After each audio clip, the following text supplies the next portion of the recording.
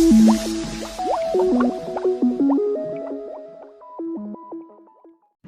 And welcome to make easy में आपका स्वागत है।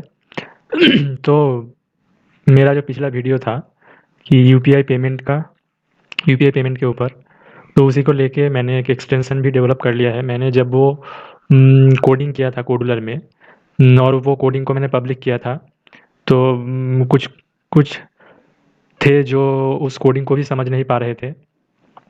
तो उसी के लिए मैंने एक एक्सटेंशन भी डेवलप कर लिया है, तो उस एक्सटेंशन से आसानी होगा उसे इम्प्लीमेंट करना। तो मैं एक बार दिखा देता हूँ।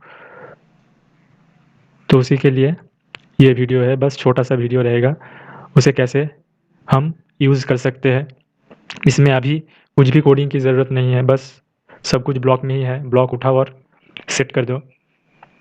और ये जो यूपीआई का पेमेंट सिस्टम है, इसका एक एक्सटेंशन पहले से ही है, जो शायद डी पोस्ट ने बनाया हुआ है। लेकिन उसमें एक चीज़ नहीं है कि जब पेमेंट हो जाता है तो हमें उस पेमेंट का जो ट्रांजैक्शन आईडी रहता है, अप्रूवल रेफरेंस आईडी रहता है, वो हम उसमें से गेट नहीं कर सकते। लेकिन मैंने जो ये किया किया है अभी, इसमें मैंने वो चीज़ भी ऐड कर दिया है। तो आप अगर पेमेंट सक्सेसफुल हो जाता है तो यहाँ से आप वो ट्रांजैक्शन आईडी और रेफरेंस नंबर भी आप पा सकते हैं। तो यहाँ पे मैं यूपीआई पेमेंट बोल के एक क्रिएट कर लेता हूँ।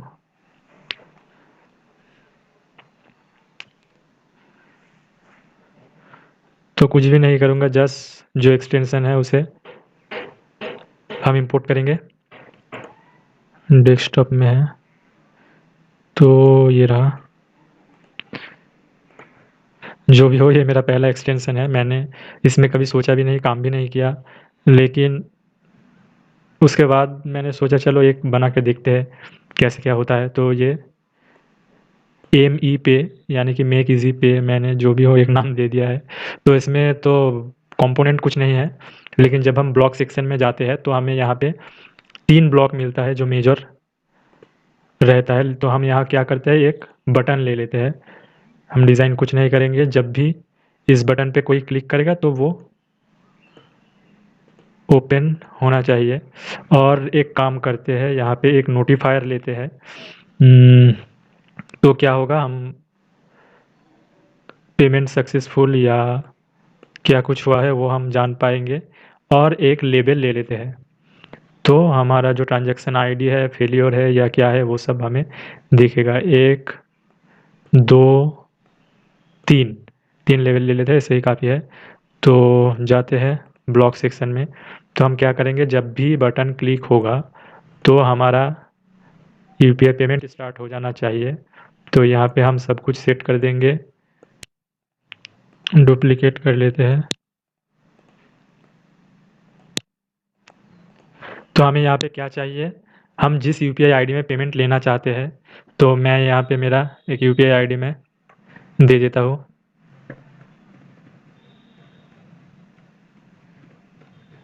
ये मेरा पेटीएम का यूपीआई आईडी है। अमाउंट मैं यहाँ पे 1 रुपये रख देता हूँ। और यूपीआई यूज़र, यानी कि ये जो यूपीआई आईडी है वो किसका है, कि किस नाम पे है। तो ये मेरे नाम पे है, तो मैं यहाँ पे अपना नाम भी डाल देता हूँ। और यहाँ पे एक चीज़, जहाँ पे स्पेस रहेगा वहाँ पे अगर हम यूज़ करें %20 तो ज़्यादा बेहतर है। तो जहाँ पे हम स्पेस यूज़ करेंगे, यानी कि जो भी हम यूज़ करेंगे, स्पेस हो गया या फिर हाइफ़न हो गया या फिर कॉमा हो गया, तो उसका HTML फॉर्म को हम यूज़ करेंगे। तो यहाँ पे मैं लिख देता हूँ चार्ज, या फिर फाइल चार्ज। फाइल, उसके बाद एक स्पेस, यानी कि %20, उसके बाद चार्ज हो गया। तो जब भी बटन पे क्लिक करेगा तो क्या होगा, ये मेथड कॉल होगा।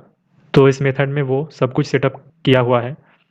तो आपको चूज़ करने के लिए बोलेगा, आपके पास जो जो यूपीआई से पेमेंट करने का ऐप है वो सारा कुछ ऐप आपको शो करेगा। या फिर अगर आपके फ़ोन में पहले से डिफ़ॉल्ट कोई सिलेक्ट किया हुआ है तो वो डायरेक्टली ओपन होगा। तो उसके बाद आप बैक करते हो या फिर पेमेंट करते हो या फिर जो भी करते हो, तो उसके लिए जो हम कैसे पता लगा सकते हैं। और ये 2 ब्लॉक हैं, तो ये 2 ब्लॉक कैसे काम करता है, ये तो कॉल हो गया।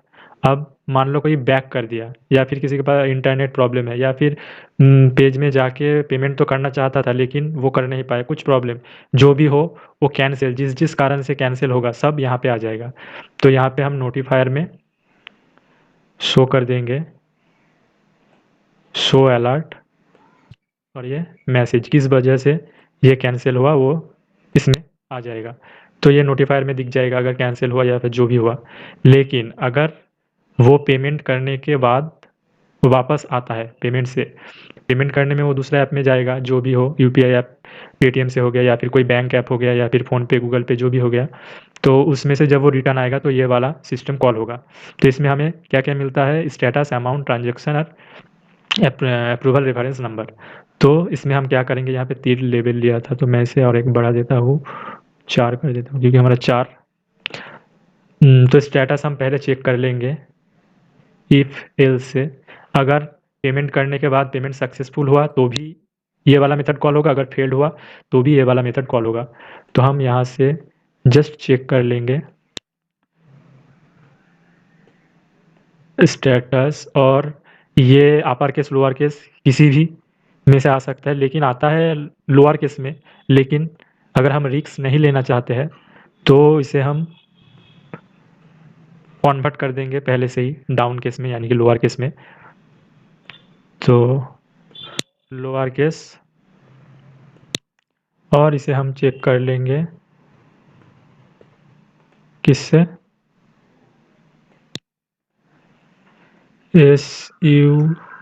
SUCCESS, सक्सेस से। अगर सक्सेस है, अगर सक्सेस है तो आप यहाँ पे जो भी चाहे वो करवा सकते हो, नोटिफिकेशन ही, नोटिफायर ही हम शो करवा देते हैं।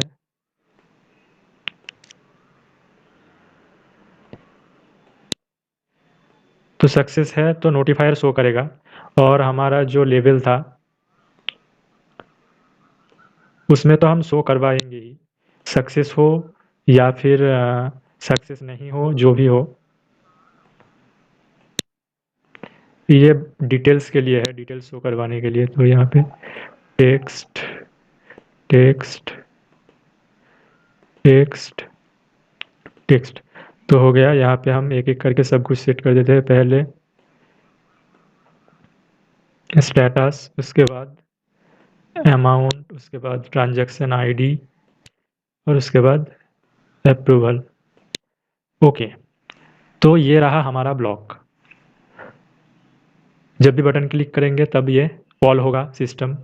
तो ये पे करे ना करे, अगर किसी वजह से कैंसिल हो जाए तो ये सिस्टम कॉल होगा और उसे नोटिफायर शो कर देगा कि इस वजह से ये कैंसिल हो गया।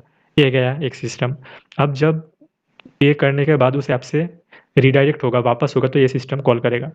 तो इसमें 2 केस हो सकता है, या तो फिर स्टेटस सक्सेस हो सकता है या फिर फेलियर हो सकता है।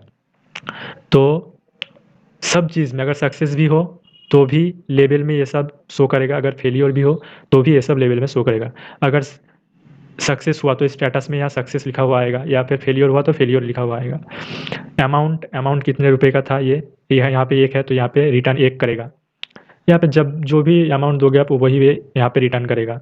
उसके बाद ट्रांजैक्शन आईडी और रेफरेंस नंबर, ये तब रिटर्न करेगा जब स्टेटस सक्सेसफुल होगा।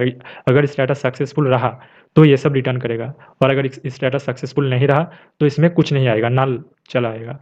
तो ये है सिंपल सा कोड।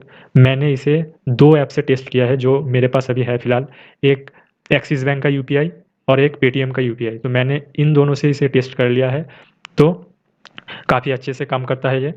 लेकिन और जो है उसमें आप ट्राई करो, देखो किस में काम कर रहा है किस में नहीं। तो बस यही था।